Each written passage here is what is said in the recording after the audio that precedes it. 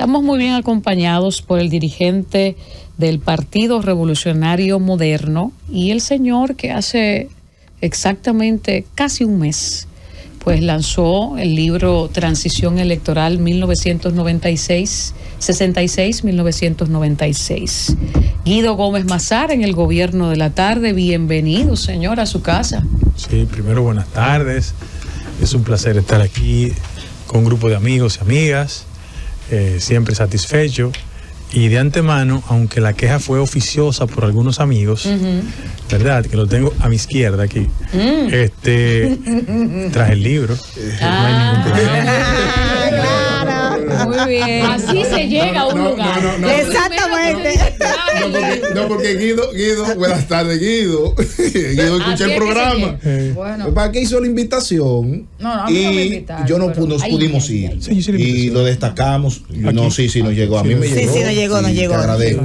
Pero yo públicamente dije, vean acá, y el libro de Guido, ¿dónde que está? Encuesta, yo puedo ir. Pero no tiene que ir a encuesta, está encuesta, pero no tiene que ir. No, ya no. Atención al público en general. Esta encuesta, Guido Gómez Mazara está en el Gobierno de la Tarde y vamos a iniciar esta entrevista porque el país ha estado manejando un tema de movimientos en este segundo periodo del presidente Luis Abinader.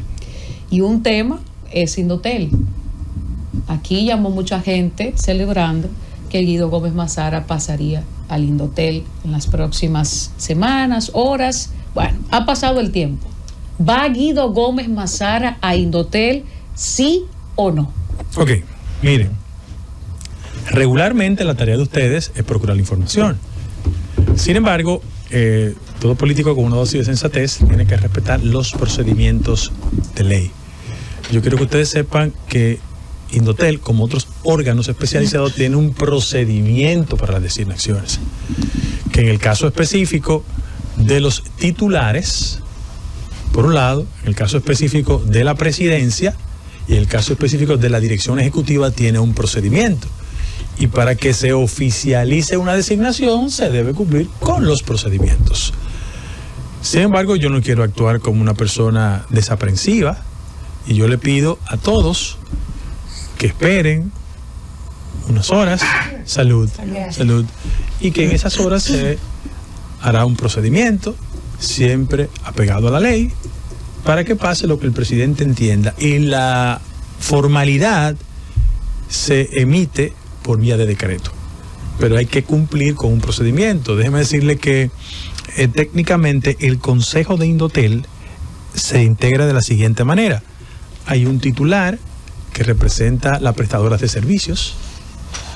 Hay otro titular que representa fundamentalmente a Dora, que es un órgano, bien dirigido por una vegana, de paso, valga la promoción. Y acaban de ratificar. Sí, ratificarla correctamente. Me encanta esa correctamente. noticia de que Rosa Olga siga presidiendo a Dora. Y además viene una tradición vinculada al sector, Don Cookie y eso, ¿no?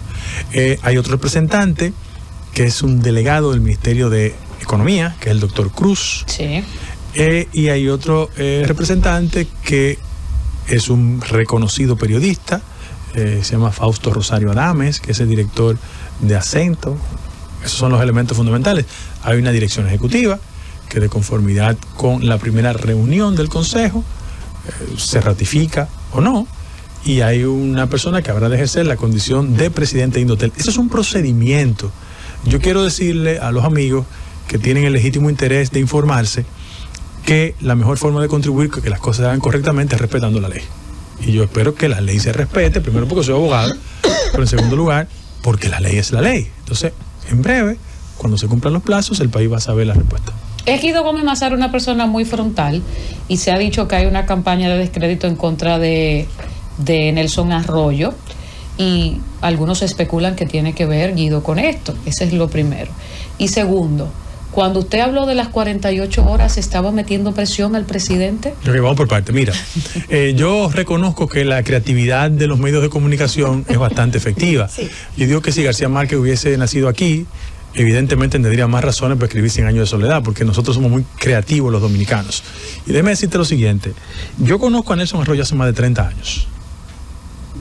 Él es una persona que viene de una provincia donde nacieron mis ancestros. Mis ancestros son de San Pedro de Macorís. He tenido una muy buena relación con él desde que comenzó su carrera política antes de ser gobernador, porque él fue gobernador. Ha sido gobernador, diputado y uno de los dirigentes de mayores condiciones que tiene el partido. En términos de jerarquía partidaria, él es vicepresidente. Y yo debo decir sobre él que lo único que puedo hablar de cosas positivas. Somos amigos y aunque hay un marco de discrecionalidad que debo mantener hasta que se oficialicen las cosas, él y yo hemos mantenido una comunicación constante. Yo no sé por qué la gente especula ese tipo de cosas. En ese mismo orden, yo debo decir que no solo es una persona que tiene vínculos con la tierra, ¿verdad?, de mis padres, sino que él y yo tenemos una muy buena relación. En esa dirección, yo que hago política por hace unos cuantos añitos, creo que en este país, cuando no hay argumentos, siempre se utiliza el camino del insulto, la degradación y la descomposición. El que hace política tiene que estar emocionalmente preparado para eso, pero yo nunca le hago a nadie lo que me han hecho a mí. Y en ese mismo sentido, creo que el que hace vida pública y le pone atención a la cultura chismográfica no logra avanzar. Porque la verdad siempre se impone sobre la mentira. Yo debo decir que uno de los chistes en mi casa, bueno, mi mamá siempre la da con eso. Mi mamá cumple 77 años hoy, de paso la quiero felicitar. Sí, mi mamá.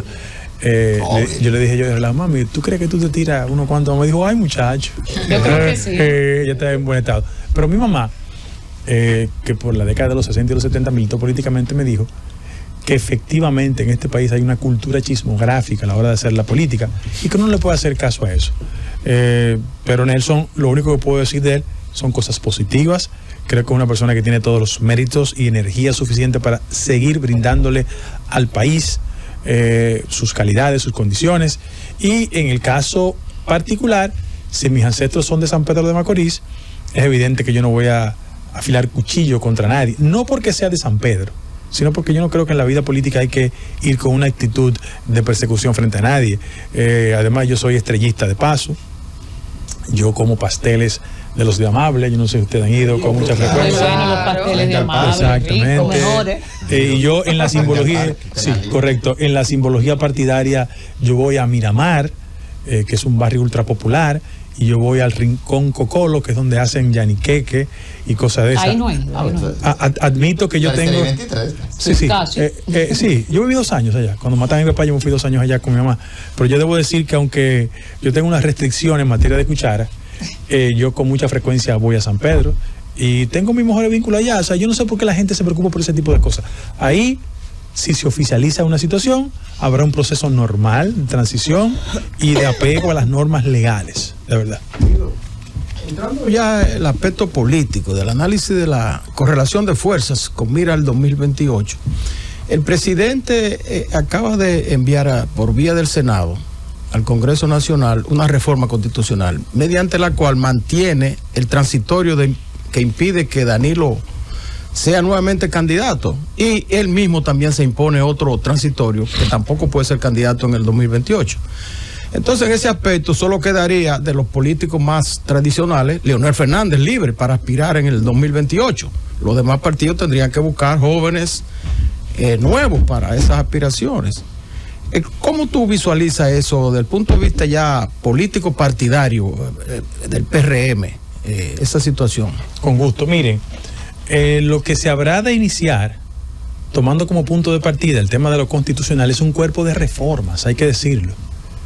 Que el primer escalón es el constitucional, pero hay que recordarle a la gente que hay un tema esencial que desde mi humilde punto de vista va a tener más impacto que los otros, que la reforma fiscal.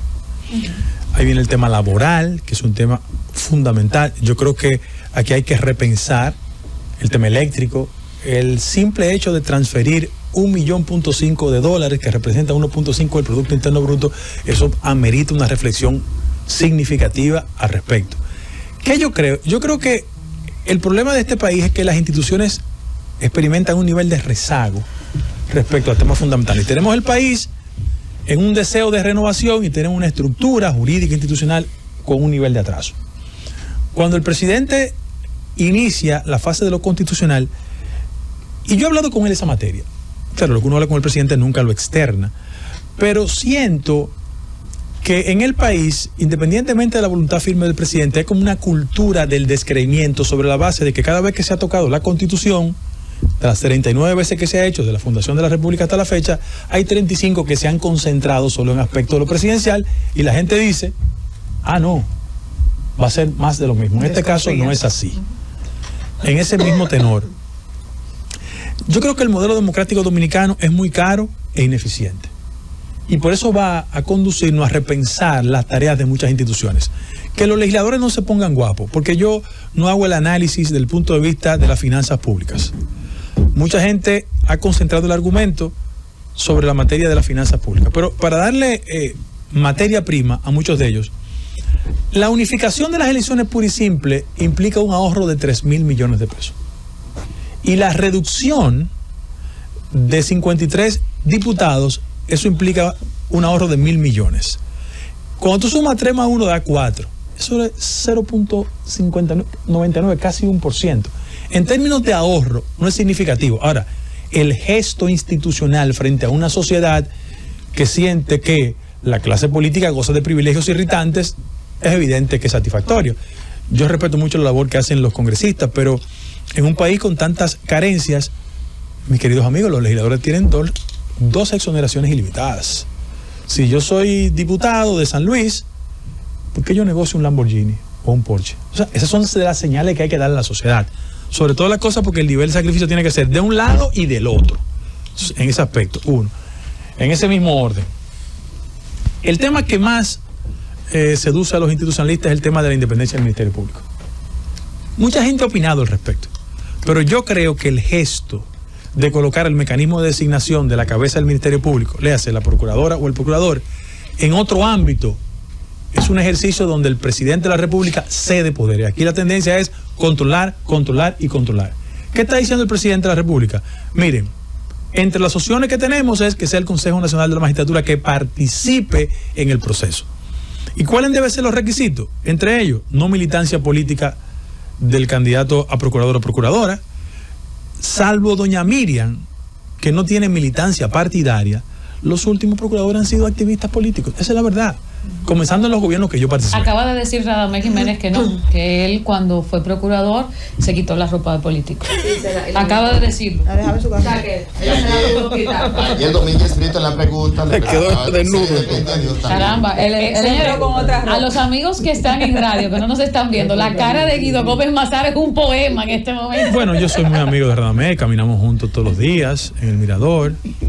Pero decían en latín que res non verbas, hechos no palabras. Los hechos. Camina con la ropa de deportista. Ahora. Sí, pero no es la de político tampoco. Muy duro, además nosotros no hablamos de política. Muy duro, ingeniero. No, la ropa de deportista, porque él dice que se quitó la ropa de político cuando fue procurador. Pero déjeme decirle una cosa, los hechos lo que marca es una conducta, un comportamiento de colocar frente al Ministerio Público activistas políticos. Eso es lo lamentable. Ahora, frente a ese acontecimiento, siento que la discusión es civilizada. ¿Cuáles son los límites que hay que tener? Yo creo que una persona que en los últimos 10 años haya militado en un partido político, si queremos construir un referente de independencia, no debe ser procurador o procuradora. Claro. Pero hay un hecho que la gente soslaya, y es el siguiente. La gente habla de independencia del Ministerio Público, pero de independencia financiera. El año pasado, en la partida presupuestaria, se le dio de manera adicional 1.900 millones de pesos. Cada vez que hablamos de la independencia de una estructura, vencemos los a carácter financiero, porque es muy bueno decir que somos independientes, pero mientras tú seas independiente, en teoría, y dependa del Poder Ejecutivo, hay problemas. Otro aspecto, los llamados candados, que es un tema de múltiple discusión. El carácter de transitoriedad que le ha puesto el presidente de la República, si bien es cierto, cercena su posibilidad y la de Danilo en términos prácticos, como dice Héctor, abre las compuertas de que otra persona se presente de candidato. Miren cuál ha sido el problema del país en términos históricos. Yo siempre he defendido el modelo 2 periodos consecutivos y para su casa.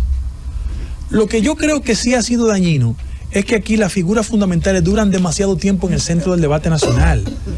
En Estados Unidos, ayer yo vi una cosa apoteósica, lo de Barack Obama en la Convención Demócrata. Y Michelle. Y doña Michelle también. Que son dos figuras excepcionales. Bueno, pero ellos, y como Hillary el día anterior, ellos son personas que tienen un peso específico y contribuyen. Tú ves a Felipe González Rodríguez Zapatero comentando, haciendo cosas. Pero es que los políticos dominicanos duran demasiado tiempo en el centro. Mira, en el libro mío, por ejemplo, que se llama la transición electoral, yo evidencio cómo desde el año 1966 hasta el 96, por 30 años, figuras esenciales estuvieron en el centro del debate. Y ese periodo tan largo obstruye el relevo, la renovación, el remozamiento del liderazgo. Y es evidente que en ese esquema el doctor Fernández Reina está libre de ese proceso. Bueno, sí, pero serán los ciudadanos que al final de la jornada determinen si quieren votar por él. Lo que yo estoy diciendo es que la contribución invisible que hace el presidente es también no solo restringir, sino habilitar nuevos liderazgos en la República Dominicana. Y yo por eso lo saludo. Aunque la gente, repito, hace mucho énfasis en el tema constitucional, ojalá ustedes que hacen comunicación todos los días sirvan también como una correa de educación, porque el tema impositivo, hablo de la reforma fiscal, es un tema que va a abrir un debate amplísimo y que la gente va a tener que escuchar todas las campanas al respecto. Guido, un momentito, en ese mismo ingeniero, escúcheme, porque plantea algo muy interesante, Guido. Cuando usted plantea el tema de la reforma constitucional y dice el tema de los candados, hace un desglose muy interesante, pero deja una brecha que me parece ser un aporte significativo. Si desde el punto de vista legal la Constitución no plantea privilegios, entonces los candados, como se ve, deja una brecha abierta y sería entonces injusto, no ilegal, sino injusto. Y entonces es una brecha de que saca una parte, pero habilitaría otra. Entonces usted propone algo interesante. Esos candados como tal deben entonces ir acompañados de figuras jurídicas que agreguen, por ejemplo, un parrafito en ese transitorio. El presidente actual y los expresidentes o los últimos, qué sé yo, para dejar entonces esa brecha cerrada, porque que han tenido dos periodos. Que han tenido dos periodos y nunca jamás incluyendo a los que hayan sido presidentes, qué sé yo, para entonces provocar esa generación, ese cambio de liderazgo. De lo contrario, van a seguir gravitando el mismo liderazgo. Sí, aunque los textos constitucionales están sujetos a muchas interpretaciones, lo que se plantea en la actual reforma elimina la posibilidad de que tanto Danilo Medina como Luis Abinader se presenten. Esa es la verdad. Sí.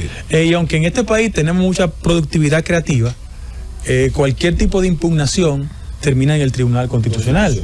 Y el Tribunal ha sido coherente y consistente interpretando ese tipo de textos. Pero también yo quiero decir algo, con mucha honestidad. Aquí hay que cerrar de una vez y para siempre la posibilidad de que figuras se sientan por encima de la institucionalidad. Y que el país vaya a su casa de forma militante a someterse a la voluntad de esos grandes caudillos. Eso marcó una época del país. Miren, la época de Bosch, Peña y Balaguer, eso expresaba un contexto de la sociedad dominicana. Ya eso no es posible. Aquí hay un proceso de remozamiento de los liderazgos en el sector empresarial, en el ámbito de las comunicaciones, en todos los sectores sociales. Ya la época en que un político se constituía en amo y señor de un conglomerado, eso no es posible. La sociedad dominicana cambió. Inclusive, el hecho de que los niveles de participación y militancia en los partidos políticos se haya reducido tanto, es el reconocimiento de que los ciudadanos no se sienten interpretados con eso. Y este país tiene que dar grandes cambios. Conseguido, tú eres partidario de que sean, todo el que ha tenido dos periodos ya tenga su candado en la Constitución. Es que en el caso de la interpretación, eso excluye a Leonel Fernández. Ah, lo excluye. Sí, en el caso que plantea el presidente, la nueva reforma, eso lo excluye.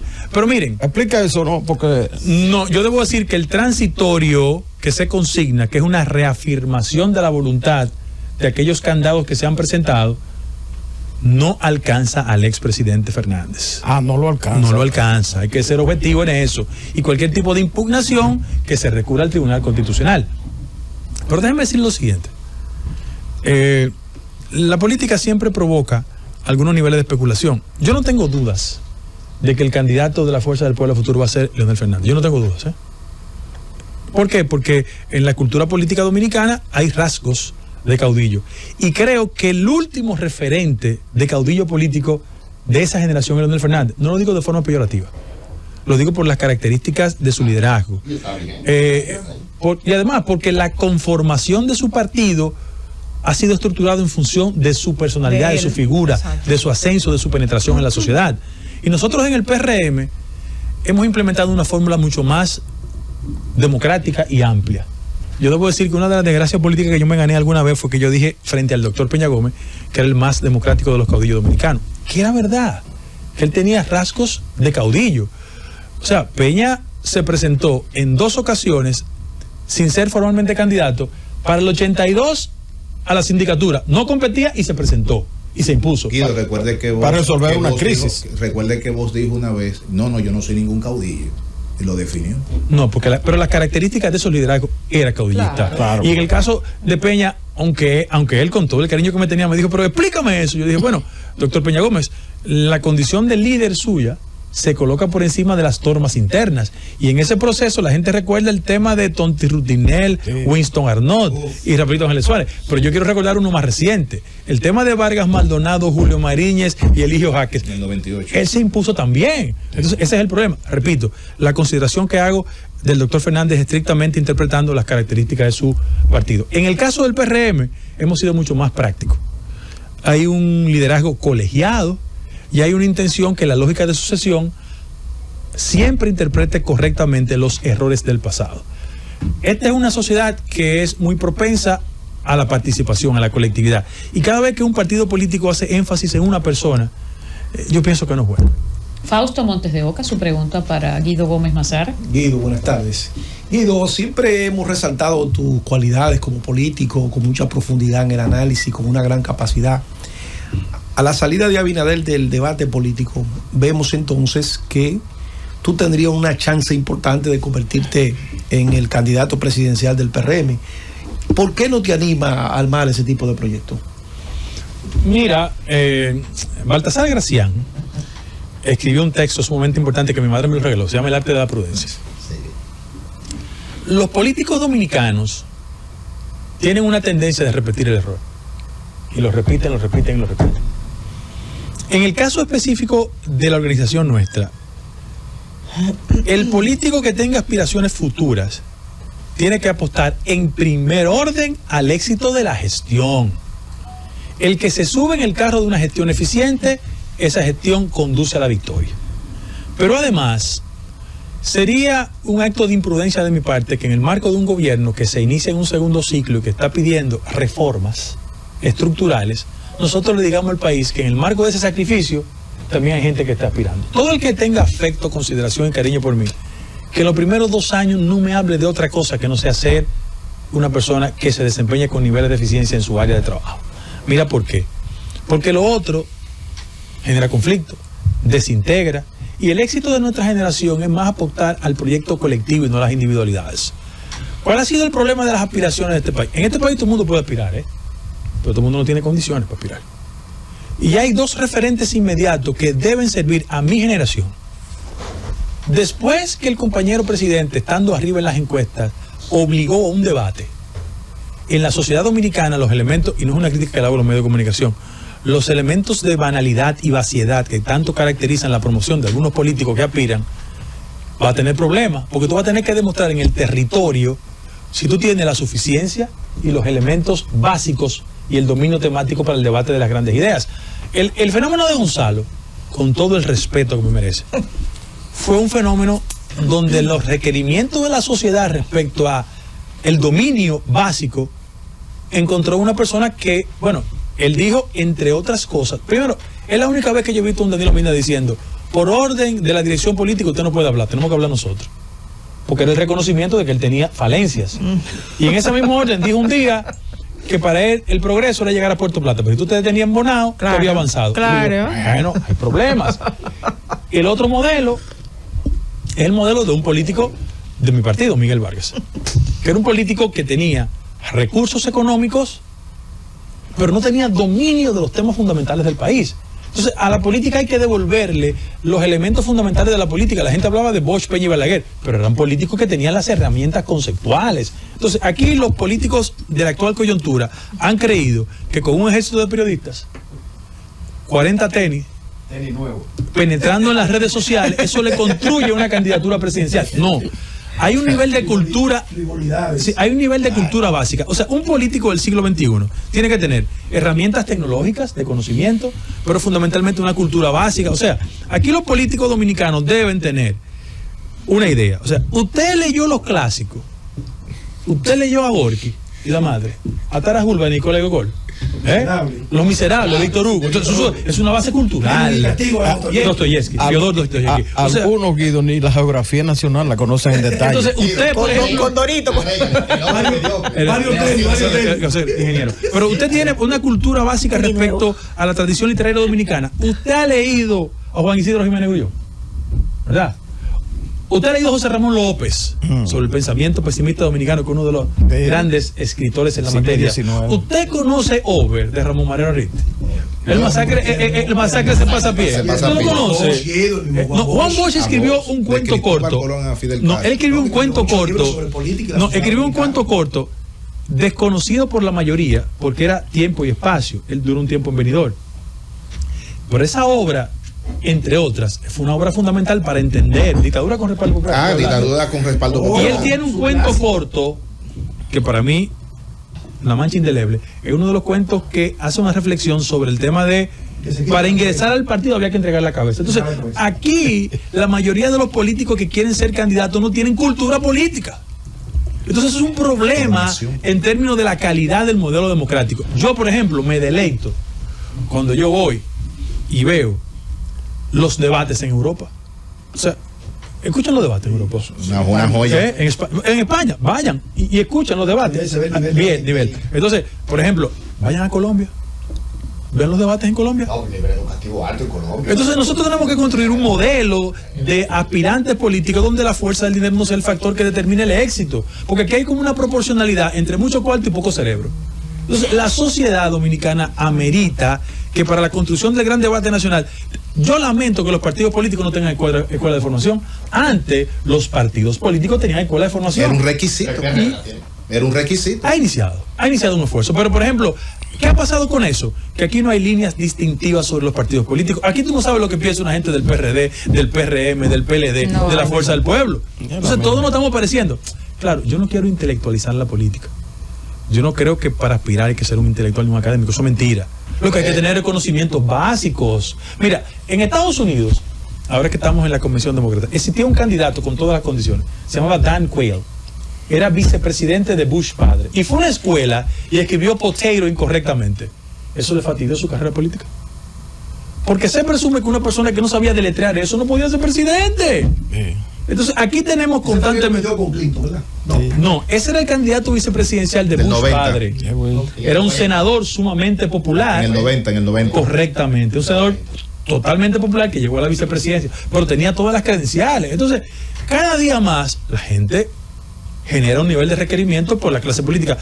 Yo debo decir que, con todo el respeto que me merece, yo he visto a Claudia Sheinbaum hablando, la presidenta electa de México. Sí. Doctora, Sí. Doctora. O sea, una persona que tiene un nivel de fluidez, elaboración, habla con nivel y con capacidad. Entonces, en Venezuela, el mejor ejemplo de Corina Machado tiene.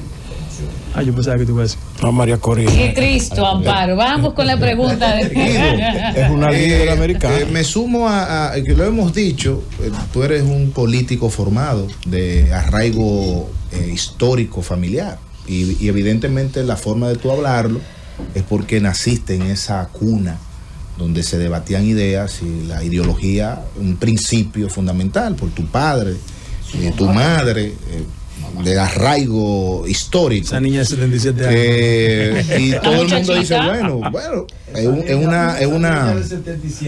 es una realidad. La efervescencia estudiantil de la década del 70, que no era fácil. Y veo y siento que tú le estás dando un mensaje ante la pregunta de mi compañero Fausto.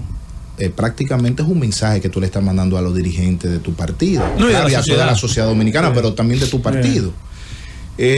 Fausto te hizo una pregunta y tú dijiste en la pasada entrevista, no, yo creo que se lo dijiste al presidente, no entiendo que no podemos pensar en aspiraciones en este momento, pero más allá de que tú lances desde ahora un proyecto presidencial y tenga en tu agenda esa decisión de aspirar, independientemente de que estos 2 años tú estarías aquí a mí ausente. Desde ahora hasta 2 años que a mí nadie me habla de otra cosa, pero tú que no no tienes sea como contribuir quiera con el pensado gobierno. en agenda.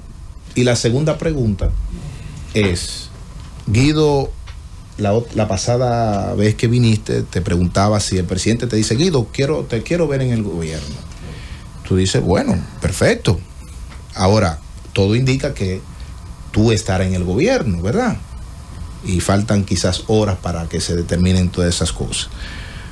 Guido Gómez Mazara, como suena para Indotel, si llegas a Indotel, ¿cuáles serían tus proyectos y más sobre todo la visión que tienes del Estado? Ya fuiste consultor jurídico. Con gusto, mira. Me gustaría saber eso. Lo primero es que yo dije en la reunión eso porque lo siento.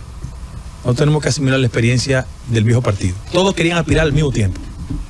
Y nosotros tenemos que aprender a coexistir y no incurrir en esa práctica malsana de acabar con los compañeros. Para mí todos los compañeros del partido son buenos. Y los que tienen proyectos a futuro, todos son buenos. Ustedes nunca van a escuchar una palabra mía descompuesta sobre mis compañeros del partido. Y no lo hago como una figura de bulto y de irresponsabilidad. No, yo lo siento. Además, todos son amigos míos. Mira, yo tengo una excelente relación con David.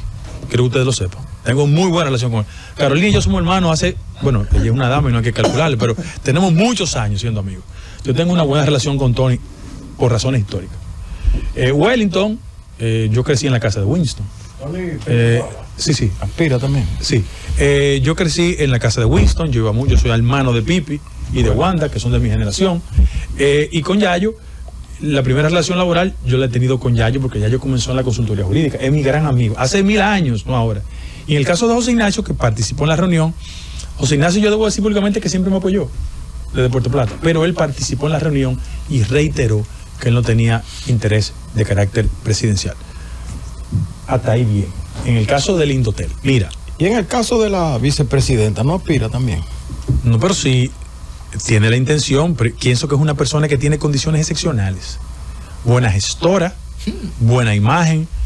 Yo fui un gran amigo de su padre y en el caso personal yo le tengo mucho respeto, no solo por su desempeño, sino por su hoja de vida. Ella viene de la academia. Hizo esa transición de la academia a la política. Y que bueno, este país necesita de muchas mujeres con condiciones, con talento, con preparación. No es una postura pública. Casi siempre las mujeres son mucho más íntegras en el trabajo político que los hombres. Sí, eso es un hecho. Sí, totalmente. En el caso del Indotel, mira lo que pasa con el Indotel.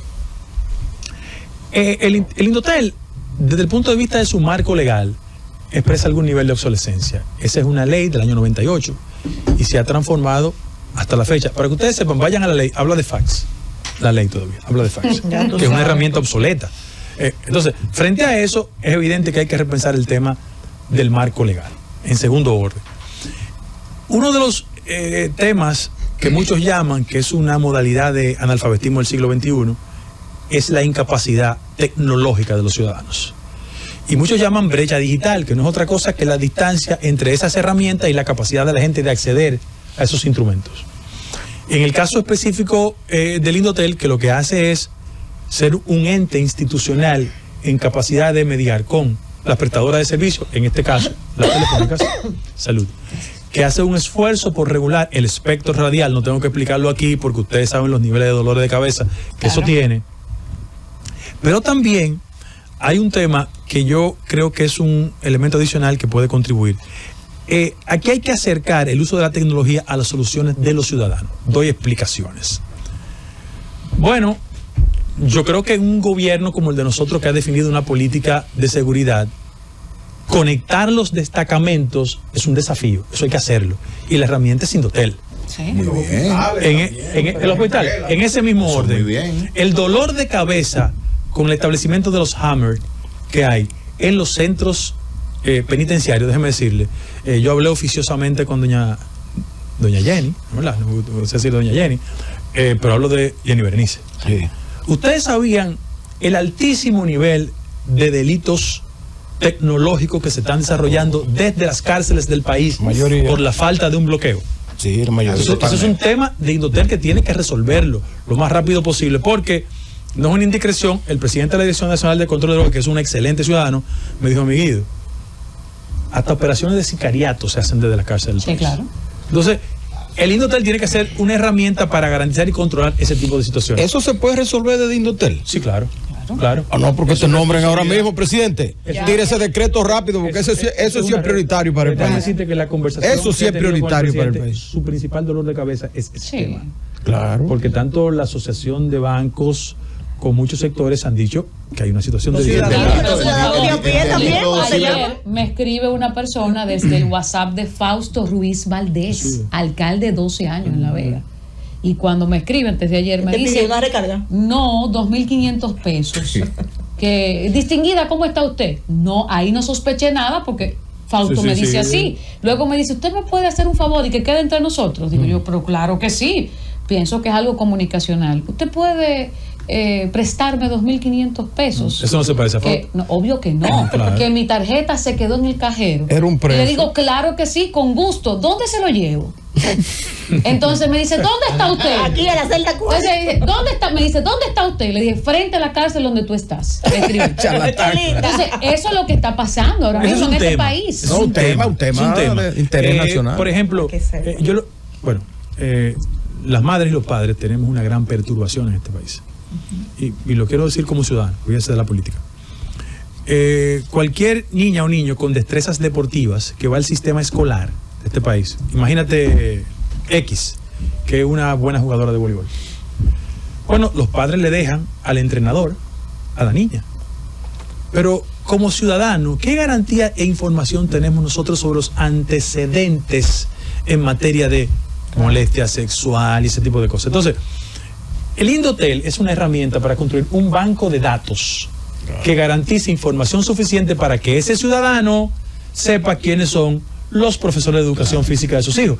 Pero eso lo expando en otras áreas del gobierno. Yo, por ejemplo, hablé con un ciudadano, yo no sé si usted lo conoce, se llama Rafael Peralta Romero. No sé si usted lo conoce. Gran persona. De la señorita aquí. Y es la exactamente. Y el hermano mío toda la vida. Amigo mío. La fundación, mira, la Fundación Guzmán Ariza hizo una alerta. Y dijo que en el país hay un síndrome de las faltas ortográficas y los problemas de sintaxis. Bueno, la Constitución. Y dijo que la Constitución está llena de faltas ortográficas y tiene problemas de sintaxis. Bueno. Muchas de las instituciones nuestras hay que cubrirlas de eso, porque no hay cosa más triste que un documento público lleno de faltas ortográficas. Entonces, existe una aplicación que hay que desarrollarla que garantice que mediante un mecanismo el ciudadano redacta un texto y lo certifique, lo verifique con esa aplicación para corregir el tema de la falta ortográfica, que es un tema terrible en el país. Es decir, es una gestión que tiene la intención de acercar a la solución de algo. Te doy otro ejemplo. Yo fui un estudiante fuera de la República Dominicana y los estudiantes, salvo excepciones, estábamos en prángana, ¿no? Vivíamos de una beca, en el caso mío, y de unos rebotes que siempre mi mamá me mandaba. Pero, por ejemplo, como yo accedía al tren, yo tenía un carnet especial y yo podía determinar desde la pantalla o con la aplicación la posibilidad de saber a qué hora pasa el tren. Yo te quiero decir un ejemplo. El muchacho que trabaja hasta las 4 de la tarde y está en la estación Mamá Tingó, Santo Domingo Norte, él debería tener información suficiente, eso a través de una celda que se le coloca debajo del tren, de saber a la hora que el tren pasa por donde él. En Estados Unidos es así. Sí. Claro, pero en muchos países del mundo. Tú hablabas del tema médico. Ustedes saben lo doloroso que es una señora que vengan a ver al hospital Darío Contreras porque tiene un tema ortopédico y la cita llega a las 5 de la mañana y le dan las 10 de la noche y no ha recibido. Sí. O sea, ¿por qué no existe un mecanismo técnico donde ese ciudadano mediante una aplicación sepa la hora, el lugar y el día? Y el transporte público, Guido, con el tema de los tapones.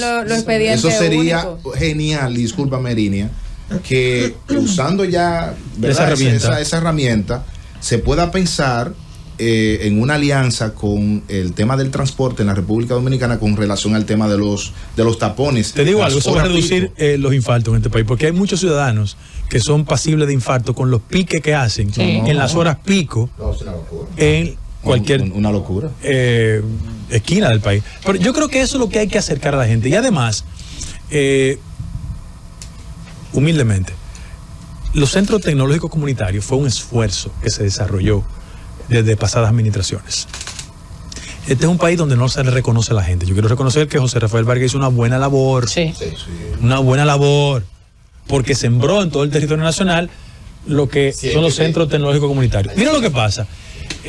Yo me coloco en función de mi extracción. Si yo soy de Villa Jaragua y mi papá es agricultor y mi mamá se dedica a la economía informal y soy buen estudiante, pero yo no tengo acceso a una tablet ni a una computadora, ¿qué tiene que hacer el Estado? Acercar la posibilidad a que ese jovencito tenga esas herramientas y se capacite. Hay muchos de esos CTC que están olvidados. Yo puedo dar testimonio, en muchas demarcaciones está cerrado, abandonado, aunque una parte se transfirió en la pasada administración a las acciones de doña Margarita, a la vicepresidenta. Sí, es evidente que en el territorio nacional nosotros nos quejamos porque los jóvenes incurren en actividades delictivas. Pero bueno, ¿qué le estamos ofreciendo a los jóvenes para que estén haciendo talleres y un sinnúmero de cosas? Yo creo que por ahí debe girar el tema de la gestión de Indutel. Qué bueno. Elvis Lima. La verdad es que si hacemos un análisis. Ahorita te doy un chance. Sí, ese tema, para que no pase ese tema. Sí. La brecha digital que se habla, por ejemplo, la frontera entera está invadida por las conexiones del vecino país. Tanto radiales como... Ilegales todas. Ilegales todas. Y cuando usted solicita una emisora para instalarla en Manzanillo, en Montecristi, la niega Indotel. Entonces, ese espectro está vacío. Cuando tú vas de Santiago para allá, ya todo es haitiano lo que entra en el espectro Radio For. Pero si tú solicitas para poner la frontera, que no es rentable, que no va a rentar nada, sino alguien que quiere cumplir, ¿verdad?, con una misión social, Indotel no lo aprueba. Lo mismo que los internet y el asunto del cable y todas esas cosas. Lo que debo decir es que Adora, que está correctamente dirigido, ha expresado oficiosamente su preocupación por el tema. Claro. Que no hay que impugnarlas por el origen, es porque son ilegales. Es decir, el espectro radial está afectado y cualquier ciudadano pasa desde, qué sé yo, desde San Juan de la Maguana, se va a Barahona y ya siente que el espectro radial está totalmente invadido y penetrado. Eso hay que reordenarlo, eso hay que organizarlo. E inclusive yo debo decir, y valga la promoción, que una de las múltiples maneras en que el Estado ha auxiliado a muchas personas con el modelo de televisión análoga para hacerlo digital es con la distribución de unas cajitas que en el primer proyecto ya una empresa ganó 2 licitaciones anteriormente y ellos han comenzado a distribuir ese proceso. Ponte a pensar que yo vivo en Madre Vieja. Yo doy muchos ejemplos de orden práctico y tengo una televisión de hace 20 años. Evidentemente es un modelo análogo, pero tú no puedes exigirle a la gente que te compre una televisión. Lo que ha hecho Indotel es articular un programa, y ustedes nos van a ayudar eso a futuro, para explicarle a la gente que esas cajitas lo que hacen digitalizar el acceso de la gente a esas herramientas. Yo lo que sí creo es que el desafío de cualquier institución, en este caso de Indotel, es aproximar al ciudadano al siglo XXI. Todavía nosotros tenemos gente que está en el siglo XVIII. Sí. Escuchando a Guido me hace pensar, más allá de su capacidad política, que es un tema de debate, de que él está listo con los ejes temáticos con lo que va a entrar al Indotel. Sí. Y eso, bueno, se está claro, o sea, eso ese es un mensaje. Acaba de demostrarlo. Claro, por eso lo digo. Pero ahora una pregunta, Guido. Guido Gómez Mazara le puso un sello diferente a la nueva generación de los aspirantes presidenciales PRMistas. Fue valiente a ser crítico cuando nadie se atrevió en el PRM, porque se daba un caso en el momento que eso era especie de un delito federal. Aspirar o ser crítico de tu mismo partido, eso es un problema, porque tú te estás jugando que el tema disciplinario, que afecta a la imagen y todo eso. Mi pregunta es, conociendo a Guido, después que usted asume una posición pública que se espera, que es normal, ¿va a mantener Guido Gómez Mazara ese discurso crítico a favor del PRM, de la renovación? Pero mira, si yo no hago eso, yo me llamo Juan Pérez y no Guido Gómez Mazara. ¿O tú crees que un decreto va a impedir que yo siga pensando como pienso? Atención, por tanto. Hipólito Mejía me decía a mí, usted puede tener toda la discrepancia con Hipólito. Estuvimos juntos los otros días y lo vi ahí, hicimos muchísimos chistes. Usted puede tener toda la discrepancia con Hipólito, pero Hipólito me permitió ser un libre pensador, porque él, cuando tiene algún tipo de reacción frente a la gente que piensa diferente, déjalo tranquilo que es un libre pensador. Y siempre me dijo eso. En el caso del presidente de la República, nosotros tenemos conversaciones sobre temas nacionales y sobre temas de carácter político. Y él me ha dicho, no, Guido, yo coincido contigo. Lo que pasa es que yo soy presidente, pero yo coincido contigo en un sinnúmero de cosas. Te voy a dar un ejemplo. Y no lo hago como reflexión crítica. Yo creo que en el marco de un proceso de reforma, el funcionariado tiene que exhibir niveles de humildad al cubo. Mira por qué. Porque este es un país que ha asumido la relación con el poder como un acto histórico de atropello. De la gente creerse que le va a poder, lo puede todo. Y el ciudadano tiene que tener mucho cuidado. Yo, por ejemplo, a mi compañero de partido, ¿qué yo le sugiero? Cojan los teléfonos a la gente. Acérquense a la gente. Ay, es un mensaje. Dar manifestaciones de opulencia no es bueno. Ay. Y sobre todas las cosas, mantener contacto con la comunidad, con el entorno, y no creer que la condición partidaria da derechos. Yo, que soy un defensor del acceso y la participación de los compañeros, creo que uno de los grandes problemas que han tenido los partidos políticos es que hemos luchado por llegar al poder, pero no hemos preparado a todo el mundo para llegar al poder. Entonces el desafío de nosotros es, por ejemplo, diseminar en todo el país centros tecnológicos o talleres de aprendizaje tecnológico. Es una forma de preparar a la gente. Yo hago conversaciones con empresarios importantes del país. Me dicen, mira Guido, tenemos un problema con el mercado laboral. Nuestra empresa necesita un personal con una formación. ¿Qué estamos haciendo? Yo creo que el ITLA juega una labor. Tenemos que interrumpirlo, mi querido y admirado. Acaba de salir su decreto. Sí. Enhorabuena, acaba de salir su decreto designándolo en Indotel. Entonces, antes de seguir con la ronda de preguntas normalito, yo quiero decirle, antes de escuchar cómo lo recibe, quiero decirle que el país está esperando mucho de usted en esa posición. Yo no sé si usted lo tiene claro. Y la ayuda de ustedes también. Siempre la va a tener. ¿Tú sabes lo que pasa? Yo creo que, primero, muy agradecido por el decreto, ¿no? Y en segundo lugar, yo creo que el problema de los funcionarios públicos es que se aproximan tanto al cielo que pierden conexión con la realidad. Así es. Y uno tiene que mantenerse el nivel de aterrizaje para entender. O sea, un funcionario público no lo sabe todo. Un funcionario público tiene que abrir los oídos y escuchar a la gente.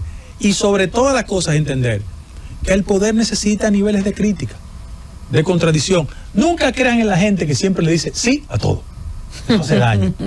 Y yo, desde el Indotel, lo primero es que nadie le pase por la cabeza que en el Indotel yo voy a hacer política. A los actores que concurran en el Indotel que sepan que yo voy a actuar de conformidad con las normas institucionales. Yo no voy a hacer política de Indotel. Eso es dañino. Políticas sociales. Yo creo que hay que contribuir con una aproximación en ese esfuerzo donde el mundo de lo tecnológico no se ponga tan lejos de la mayoría de dominicanos y dominicanas. Pero también hay muchas tareas que en el orden educativo se hacen indispensables a través de esas herramientas. En el caso del sector educativo en la República Dominicana, que es un tema de preocupación de todos y todas, hay que hacer un esfuerzo. Yo soy muy amigo del ministro de Educación y le voy a girar una visita al respecto. Creo que al final de la jornada, lo que ha hecho el presidente, no en el caso mío, el caso de otros también que ha designado, es presentar la posibilidad de contribuir con el desarrollo de la República Dominicana y que la gente sepa que el día que uno llega a un cargo, tiene que pensar todos los días que habrá un día en que uno concluye el cargo. Seguro. Compañera. Bueno, primero felicitar. Autora de las buenas nuevas. Primicia sí, ¿no? doblemente. Sí, felicidades por la designación y ahora que hemos tenido acceso a, de alguna manera, lo que hará al frente de esa institución, pues nos complace aún más, aunque no teníamos dudas de que iba a ser un gran trabajo. Pero déjame hacer una explicación. Evidentemente yo mantuve el nivel de silencio por discreción, pero la creatividad informativa siempre asociaba cosas que no son correctas. Yo en los últimos 15 días he mantenido todo el flujo de comunicación y de entrega de documentación del compañero Nelson Arroyo, quiero decirlo, Sí. de la directora ejecutiva, doña Yulisa, y de los miembros del consejo, entre ellos don Fausto Rosario Adame, que es una persona que viene del sector como ustedes. Yo venía subiendo aquí, estaba hablando con Hilda Patricia, que es miembro del consejo también. Lo que recibí de ellos fue colaboración. Qué bueno, excelente. Qué bueno. Excelente. O sea, que entren en un buen espacio de ánimo y de armonía. Sí, claro. Por WhatsApp. El WhatsApp. Como todos. WhatsApp del presidente. Bueno, yo, si me lo permiten, ¿verdad? Voy a hacer mis preguntas. Serían dos. Hace unos días escribí un artículo que me gustó mucho. Se llamaba Eficiencia Costosa. Básicamente describió una situación con este auge de las nuevas tecnologías y el afán de disfrazar a veces lo que es eficiente con comunicar o el boom de la comunicación. Y hace un momento decía que no es solo la reforma constitucional, que hay un conjunto de reformas, y dentro de esas reformas, cuando el presidente hablaba de la fiscal, hablaba de una serie de ajustes en el gasto, ¿verdad? Esa eficiencia que usted describió como costosa, muchas veces se carga en ese gasto público. Y lo que me hace pensar que quizás dentro de las propuestas que tiene el presidente como reformas, eventualmente habrá que englobar esto dentro de una reforma política, porque bueno, estamos modificando la Constitución en la composición de los diputados, unificando elecciones, pero aquí habrá que hablar en algún momento del costo de esa eficiencia, de esos presidenciables y de esas campañas.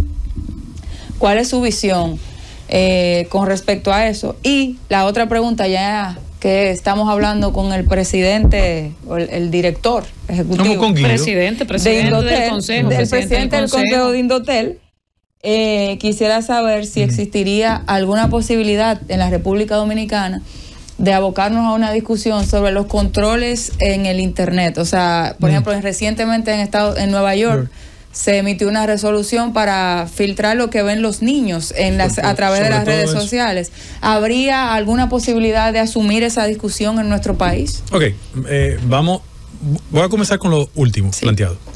Es evidente que no solo por los que tenemos hijos jóvenes e hijas jóvenes, la democratización y o acceso a esas herramientas de la tecnología han provocado dificultades en filtrar el acceso en el caso específico de niños y niñas. Claro.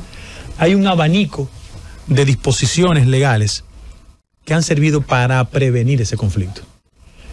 En el caso mío, desde Indotel, es evidente que hay que allanar todos los caminos para garantizar que ese acceso, que es una conquista, que es democrático, que es plural, que nos conecta con el siglo XXI, no genere una ventanita donde nuestros niños y niñas tengan la posibilidad de acceder a temas terribles. Entre ellos, la pornografía infantil, claro, que es un tema que a mí me preocupa. Sí. En segundo lugar, los acosadores cibernéticos, que de una forma u otra tienen la posibilidad de conducir, seducir a muchos de nuestros niños. Es un dolor de cabeza para los padres.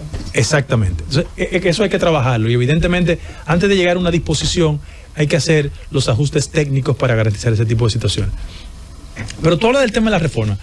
Regularmente la gente aquí discute, y yo sí soy de los que propugnan al interno del partido, que nuestra mayoría no sirva para atropellar a nadie, que tenemos que asumir la mayoría con un sentido de humildad suficiente para entender que los otros tienen que pensar diferente a nosotros, y eso es bueno, y que el presidente de la República no va a querer su Congreso, sino el Congreso de todos. Mira, vamos a hacer un ejercicio de matemática pura y simple. ¿Cuál ha sido el problema de la estructura económica del país? Nosotros tenemos el 19% en gasto del PIB y tenemos un ingreso de 15%.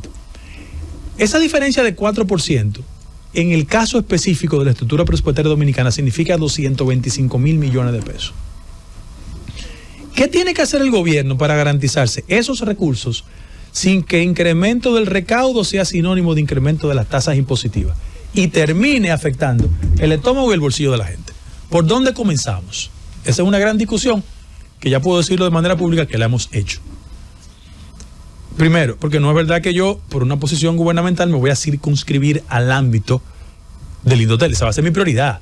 Claro. Pero hay temas de carácter social que tenemos que abordarlo desde el partido y desde el gobierno. Entonces, y sobre los que habrá que hacer pedagogía. Exactamente. Entonces, sobre por dónde buscamos esos recursos sin impactar a la gente. Mira, hay 3 fuentes. Exenciones, por un lado. No se sientan mal, la evasión. Sí, es así. Aquí hay un problema, y hago un paréntesis, aquí hay un problema estructural con el tema de la elevación. Y la ilusión también. Ese otro otra componente. Y muérdanse la lengua, pero el tema de las transferencias al sector eléctrico no hay posibilidad alguna de eficiencia. Entonces, si nosotros hacemos un ejercicio en esa dirección, ¿por dónde vamos a comenzar?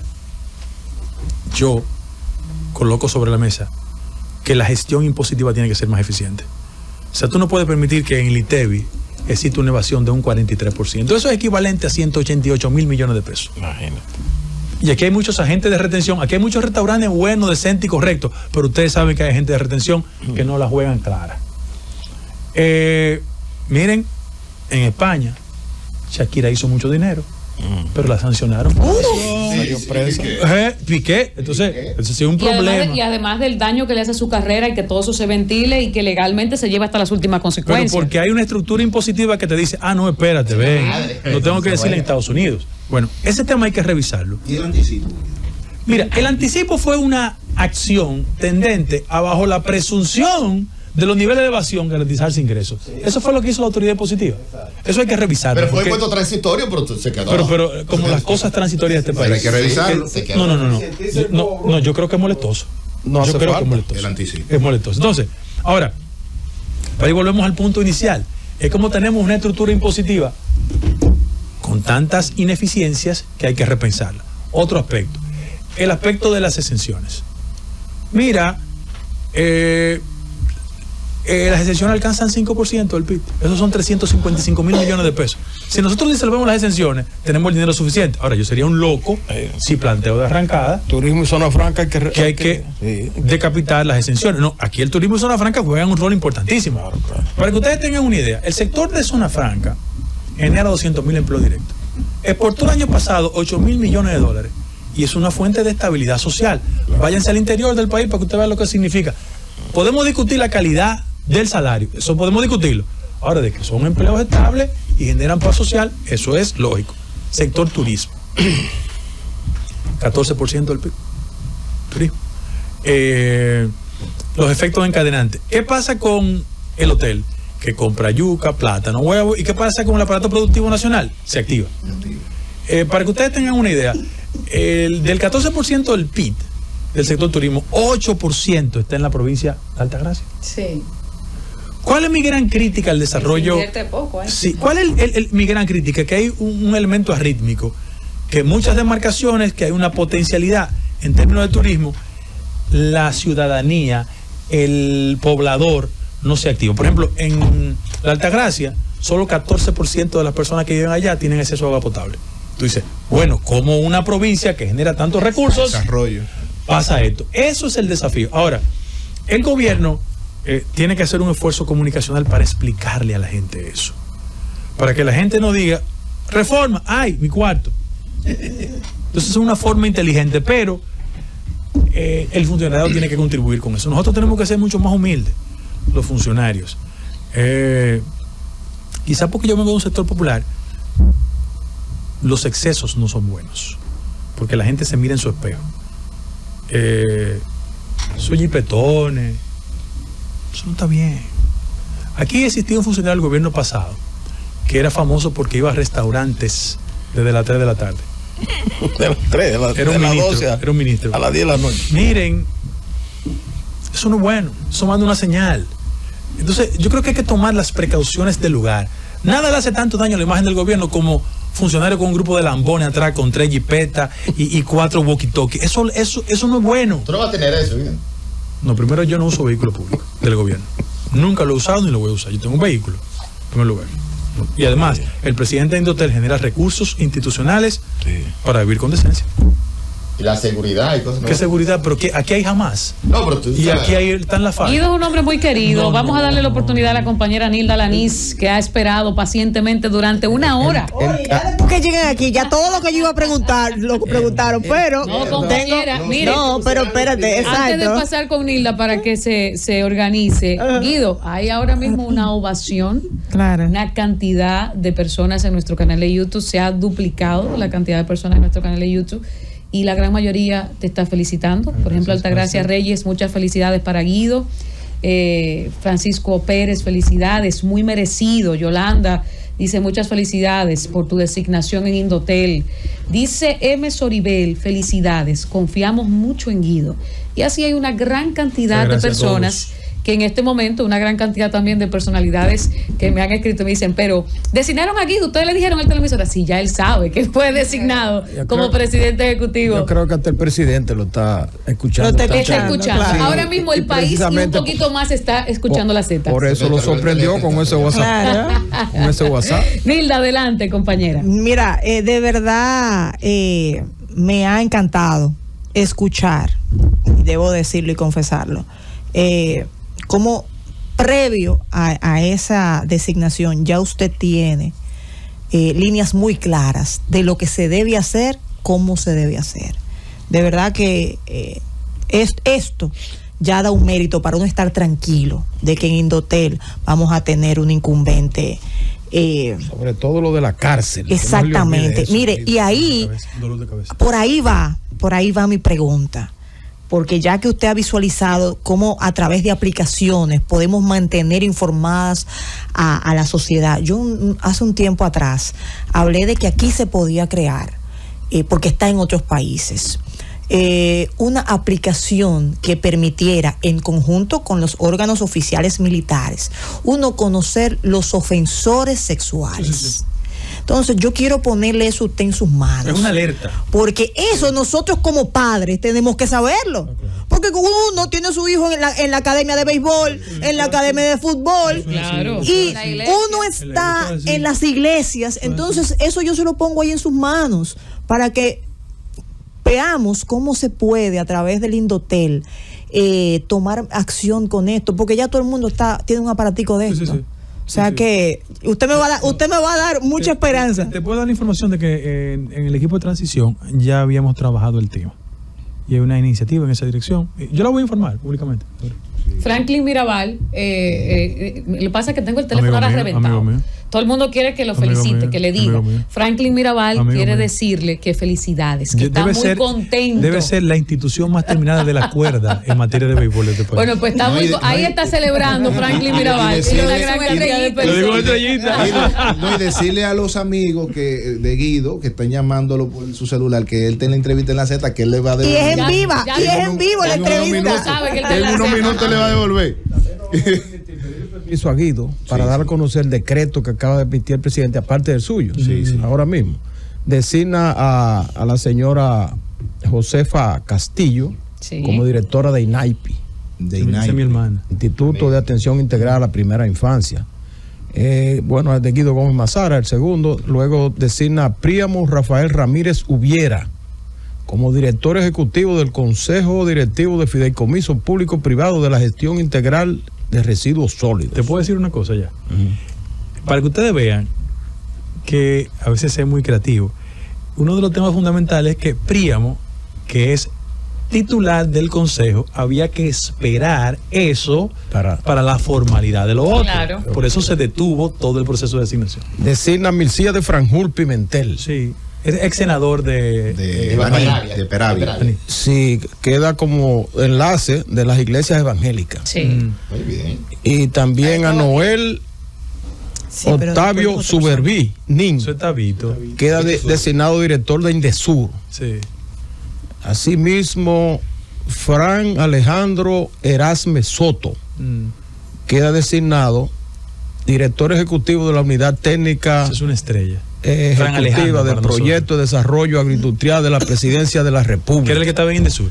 Rafael Valera Grullón queda designado director general de DIGECA, Dirección General de Embellecimiento de Canteras y Avenidas. Carlos Modesto Guzmán queda designado en el lugar donde estaba el gallo, Luis el Gallo, la ODC. La ODC. Hilario de la Cruz González queda designado director de reserva de la Policía Nacional. Ahí eso están. Guido, dice Ariel Sepúlveda, uno de nuestros fieles televidentes en este caso, ¿qué va a hacer con los abusos de las telefónicas a los usuarios? Sí. ¿Está contemplado eso? Sí, déjame decirle técnicamente, es que hay un representante de los usuarios en el Consejo y es evidente que es el canal institucional que establece un puente entre, se llama prestadoras de servicio y la institución, pero sin lugar a dudas nosotros vamos a un tramo de conversación con todos los actores, entre ellos las telefónicas, y a medir todo el mundo con la misma vara. El ciudadano tiene que sentirse protegido. Por ejemplo, las quejas diarias que tiene la gente sobre los servicios. Sí. El Indotel tiene que ser garante de que esas quejas se traduzcan. Yo le voy a dar otro ejemplo. Aquí hay una industria, me lo certificó doña Jenny en la conversación que hicimos, de los teléfonos que roban. Sí, es un dolor de cabeza. Hay que darle una respuesta institucional a eso y además garantizar que todo el que adquiera un teléfono, el registro para darle seguimiento termine en los archivos de Indotel. Bueno. Guido Gómez Mazara nos ha acompañado en esta tarde muy especial porque le invitamos ya hace unos días y qué bueno que fue en el gobierno de la tarde que recibe la noticia y que nosotros estamos acompañándoles cuando recibe la noticia de que ya ha sido designado como presidente del Consejo Ejecutivo de Indotel. Y me encantaría poder leerte porque hay muchos deseos buenos, sobre todo hay mucha intención de acompañar a Guido Gómez Mazara en este proceso y hay confianza. Si hay aquí un común denominador en lo que la gente ha escrito es que confía en lo que va a hacer Guido Gómez Mazara en Indotel. Qué bueno que se dio en el gobierno de la tarde, que aquí recibimos la noticia. Tiene que estar Santiago César desde Miami, Florida, dando brinco como un loco.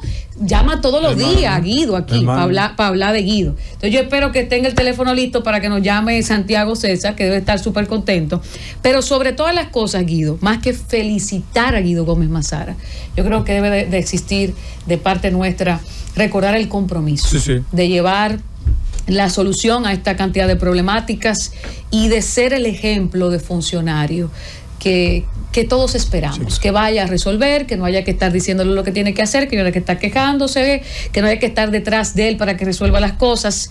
Y la transparencia y la honestidad, eso está de más. Yo creo que a lo largo de la carrera del político Guido Gómez Mazara, si hay algo que ha quedado claro, más que claro, es eso. Así que ahora es el momento de demostrar la eficiencia y la capacidad de Guido Gómez Mazara en el tren gubernamental de este gobierno, segundo gobierno que encabeza el presidente Luis Abinader. Enhorabuena, Guido. Muchísimas gracias y siempre disponible a escuchar sus sugerencias, sus críticas, sus comentarios y ejercer la función pública con la dosis de humildad, que es lo importante. Así que muchas gracias. Y nos trajo el libro. Así que gracias.